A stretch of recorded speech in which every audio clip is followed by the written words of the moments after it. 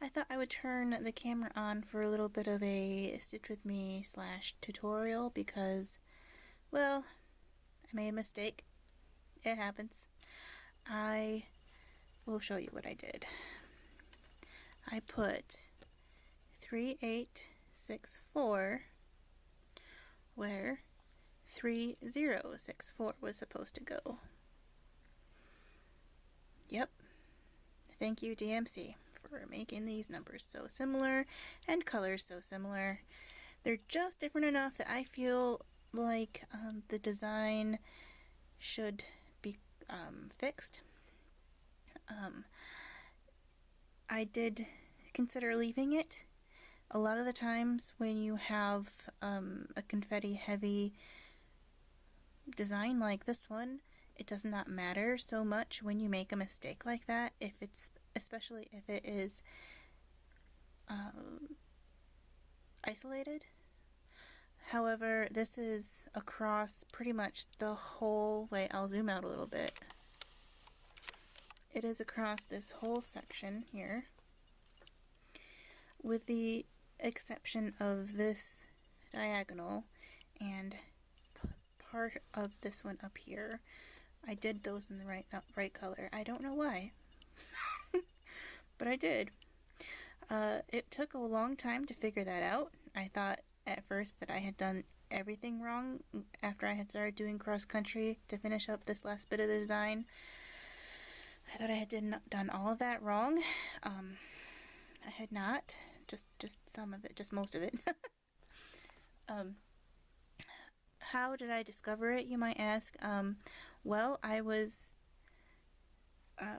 decided to stop doing cross country for a little while, go back up to doing my diagonal, and the next symbol was 3864, and I had actually taken it out of my bobbin box because I had finished it. So I was like, why do I have symbols left of this color if I have finished it? Well, it's because I stitched the wrong color. And what I had actually stitched was the symbols for this color, but not this color. So I did consider leaving it. Most of the people that I asked in a certain Facebook group, full coverage Facebook group, suggested that I leave it because they know that lots of times it doesn't matter, especially with two similar colors. However, I did right in here fix it, and I thought that it made a big enough difference that I will just go ahead and fix all of the rest of it. It was only about 100 stitches, maybe,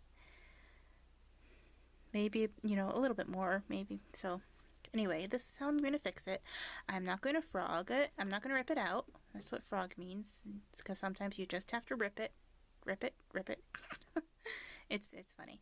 I'm not going to frog it because I have already put in several other colors on top of that one, and that would just be a big old mess. So what I am doing instead is just stitching over top of it. That works. It looks fine. Does this work for all types of counts and manners of cross stitch? No, absolutely not.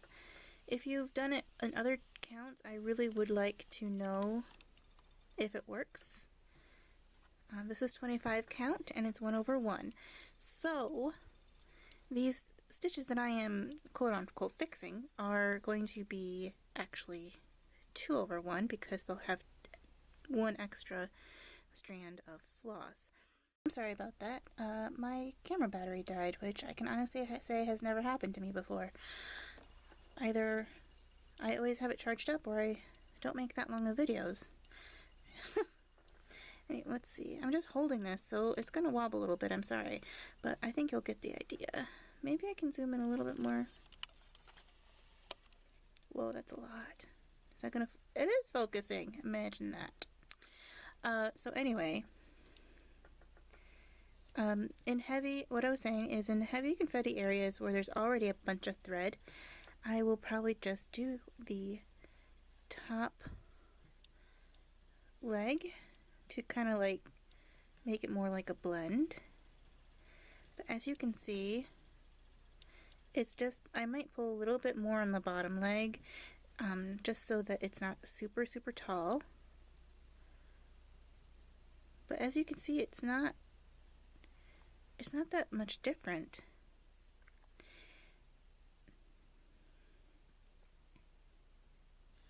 It is kind of hard to figure out which stitch it is because I am so used to seeing a blank space. You know, like it's a blank space on my chart because I went ahead and I frogged it on the chart. And so, and of course it's, you know, so my shapes don't match up.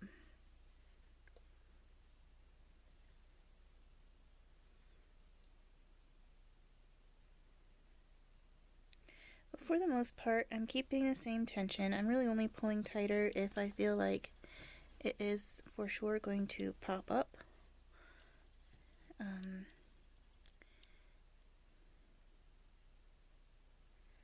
Maybe these stitches on top of other stitches are a little bit sloppier looking, but not so much that I feel ashamed about showing them off, you know.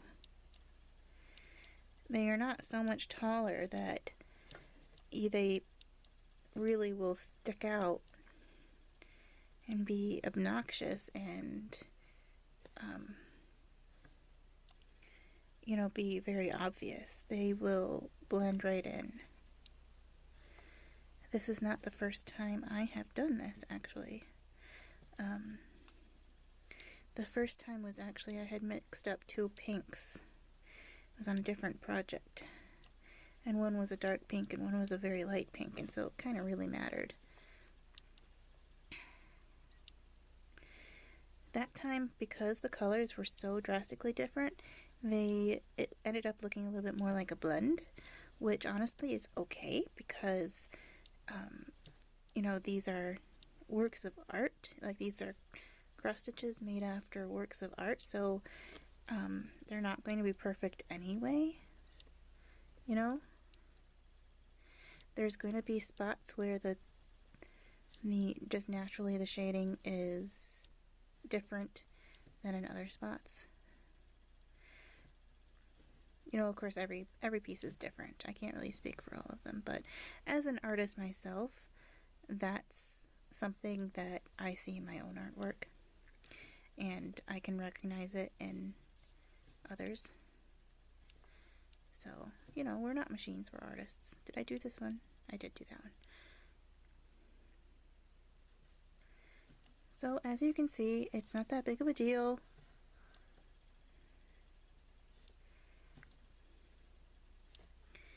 I just thought that I would show it's not the end of the world. This is a pretty easy fix. It takes a little bit of concentration, more than I think is what I'm used to, because this is usually pretty mindless stitching for me. That's why I do it, to shut my brain off. So this is, I have to really concentrate. So anyway, I hope that you enjoyed this video. I hope you found it helpful, and as always, thanks for watching.